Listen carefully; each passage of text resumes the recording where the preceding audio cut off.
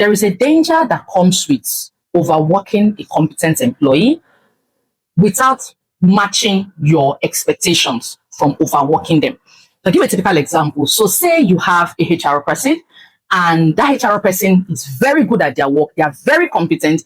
And maybe from past experiences, they've also did a little bit of sales, maybe a little bit of operations before they went into HR. So they know how to sell, they know how to market. They are good with operations, but you employed that staff as a HR person.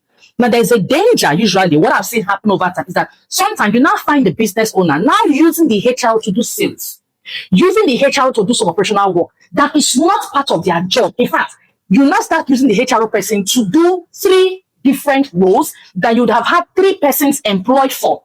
Then at the end of the day, you begin to get angry with the HRO that the HRO is not efficient in the primary function that you employed them, or that the HRO has not submitted their weekly report as HRO, or they've not submitted their monthly report as HRO. Forgetting that in between the week and in between the month, you are using your HR person as a sales officer. You're using your HR person as customer care. You're using your HR person to check inventory. You're using your HR person to do operations. You're using your HR person to do admin. They were all over the place while their core work was suffering. Now, that HR person is not incompetent. You turned competent employee incompetent by giving them so much to do and not matching your expectation with the reality that you have created for them. If you are that business owner, stop it. Every time you stretch your employees thin because they are committed, because they are very good at their job, because they are loyal, please stretch your expectations also.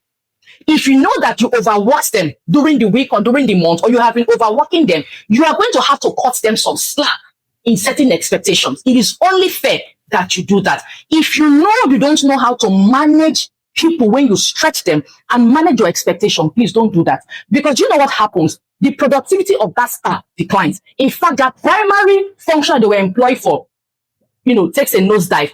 You are frustrated, they are frustrated, you are angry, they are angry, you feel they're not competent, they are feeling overwhelmed, overworked, and overused. At the end of the day, you lose competent hands. So, as a business owner, there's that temptation to want to overwork very good hands and very competent hands. I know it happens to everyone. All I'm saying is try to match your expectations when you are overusing or overworking a competent staff. I hope this helps. Have a lovely day.